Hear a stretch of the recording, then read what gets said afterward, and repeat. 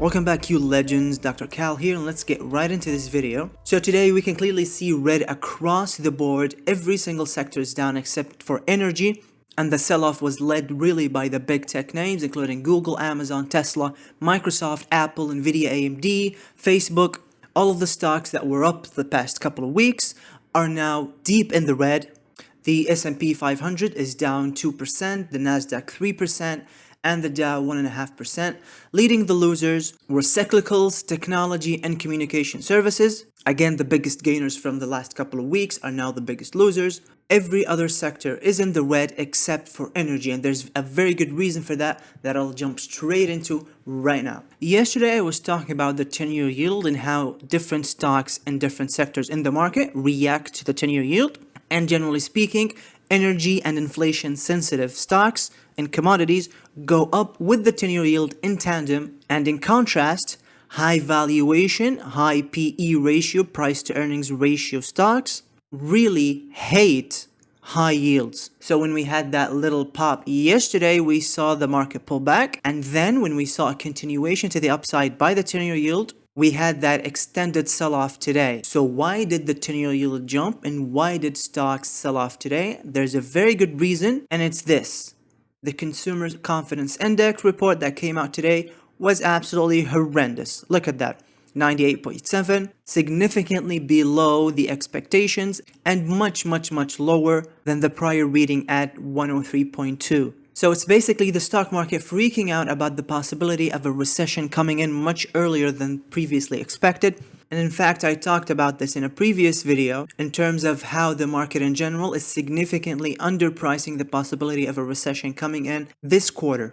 So let's jump straight into the S&P 500. This is a daily chart of the S&P 500, and right off the bat, all of you watching who are familiar with candlestick patterns will immediately call this out as an evening star pattern. An evening star pattern, guys, is when the price action moves up, takes a break right here at the top end of the move in the form of a minor pullback, and the following day we see a massive sell-off to the downside. That completely reverses the price action of the previous two candles. So we've had a pop to the upside, then we paused, and then we sold off. This is also called a tombstone pattern because it looks like a tombstone.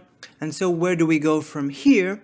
This is very decisive action, guys. Unlike yesterday, where it was not very clear whether that move was bullish or bearish, this move is very clearly bearish. And the next zone that we should be looking at is right here at the 378 level, and then again down here at the 365 level.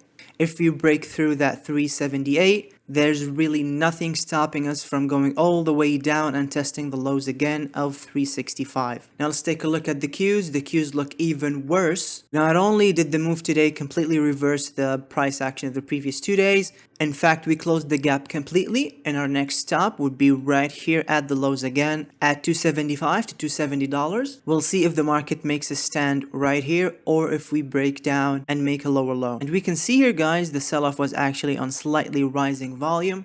Same thing with the S&P 500. Volume was slightly up today. And if we take a look at the Russell 2000, surprisingly, the Russell held up much better than the rest of the indices, and we still have this gap to close at $170.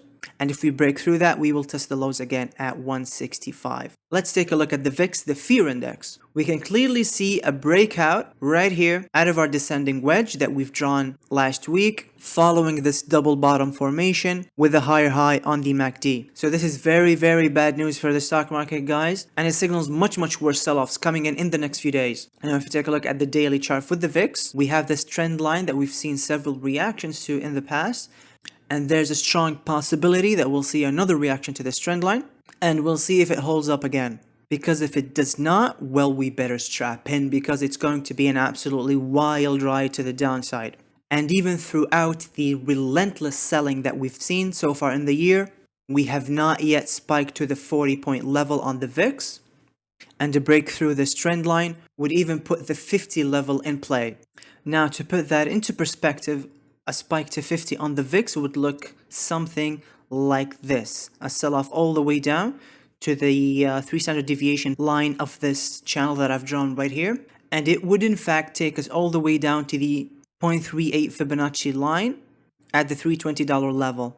Now, I have to be 100% clear here, guys. I'm not saying that the stock market is going to crash in the next couple of days or something, but it's in fact very, very likely that the stock market will sell off at least to the $320 level, if not significantly lower than that, into September, into October, and even into next year. I'm just not quite sure yet that we'll see them this summer. Likely not, but then again, anything could happen. And in fact, it's very typical of June seasonality to see a very, very significant sell-off in the last week of June. We've seen that consistently in past midterm years.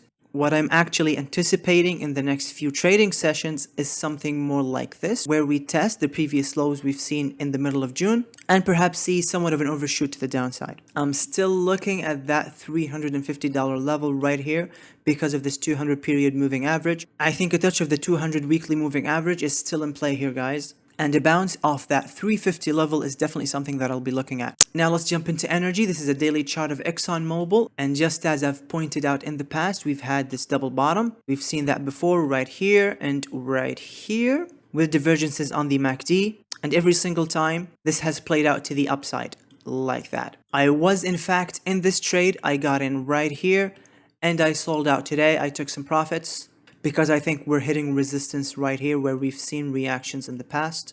So I just decided to take profits today. Now let's take a look at oil. Oil continues to perpetuate to the upside, breaking through this resistance line where we've seen significant reactions in the past. This is very significant move, guys, to the upside by oil. And in my opinion, this signals that this was merely a pullback and not a trend change for oil and commodities in general. This is very bad news for inflation. It is frankly a signal by the markets that they believe inflation will keep going up. And one way to trade that is by trading oil and energy stocks. Now let's take a look at a ratio chart of the XLY divided by the XLP. XLY is the ETF for consumer discretionary and XLP is for consumer staples. This is a very valuable chart to look at, guys, because it gives you an instant look at whether the market is risk on or risk off. And in this case, it's clearly risk off. Now we've rejected twice at this level right here. And more broadly speaking, this looks to me like a huge, absolutely massive bear flag. A full measured move on this bear flag would take us all the way down. Let's take a look here, top to bottom. Take that, we move it right here, top to bottom. Would take us all the way down to 1.58, which means that consumer discretionary stocks will likely lose another 25% against consumer staples. That means if you are long consumer staples and you're short consumer discretionary, you are likely to see a 25% profit. So this is definitely something to look at, guys. Again, we're seeing the MACD lines converging right here. We've seen that a couple of times before, right here and then right here. And inside a bearish context, this usually results to the downside. Whilst in a bullish context, this resolves to the upside, at least momentarily, before the selling continues. Now let's take a look at Tesla right here. This looks absolutely awful. Absolutely awful. A tombstone pattern that broke below support. Quite honestly, this looks like an absolutely nasty bull trap. We are likely to see another test of the lows right here into the next few trading sessions. And remember, we haven't even seen that June 30th inflation report come out yet. So that's going to be an absolute market mover, guys. Now let's take a look at Nvidia, an even worse looking chart. Not only did we break below the open of the green candle right here, we've actually went all the way down and closed the gap that we had right here. In fact, Nvidia has been chopping around in this range for quite a while now, and we've seen fairly decent volume here, which to me indicates that investors are absolutely scooping up shares of Nvidia at these very, very attractive prices. Let's take a look at it from a longer term perspective. I have this channel drawn out and it goes all the way back to the middle of the previous decade right here. And the last time we've actually seen Nvidia touch the bottom of this channel was after that Christmas sell-off in 2018. And we've actually seen Nvidia bottom out at these levels. So from a longer term investing standpoint, it's not too bad of an idea to accumulate some shares right here. Same thing with AMD. Absolutely horrible day to the downside. We're now testing the lows again. And we've seen AMD chop through this area for quite a while now, going all the way back to the middle of April and on significantly higher volume than we've seen before. So this signals to me that investors are stepping in. They're buying lots and lots of AMD shares at these cheap prices right here. And just like Nvidia, AMD has been inside of this beautiful, beautiful channel going all the way back to the middle of the previous decade right here. We've seen this channel tested before in 2018, and we've actually seen it bottom out right here at the bottom end of the channel. So again, this might not be too bad of an idea from a longer term investing standpoint to accumulate some AMD shares right here. Let's take a really quick look at the leaders of the stock market this past couple of weeks. This is Google. Now we're seeing another rejection at this level right here at the 2350 level. We've seen several reactions here, once, twice, 3 times, 4 times, 5 times now. So this has proven to be a very, very significant resistance level for Google. And again, we could see a test of the lows again. And we have that split date coming in really soon at the 18th of July. So it's going to be really interesting to see what Google does here leading into that split. Usually market action leading into a stock split is very bullish, but seeing as how this year has been absolutely horrible for the bulls, it has just been relentless selling after selling. So we'll see if Google holds up better than the rest of the tech sector. Now let's take a look at Microsoft. Again, on all of these, we've been consistently seeing lower highs one after another. We have not yet seen a break of a previous high, which goes to show how severe the sell-off has been so far. Same thing with Apple, another lower high. And look at that, I've drawn this resistance line last week actually, and we're seeing another beautiful rejection right here. This could take Apple all the way down to test the lows again at the $130 level, which is going to depend entirely on that inflation report coming out on Thursday. If we get some bad numbers, guys, we could see some absolutely insane selling. Please remember though, this is very typical of June seasonality. I've shown this chart in the past. We always have this horrendous sell-off into the end of June, usually undercutting the lows of May, which we've already seen in the middle of June actually. But then again, look at that, in the middle of July, we tend to get this beautiful rally. And again, towards the end of July, early part of August, we get another rally.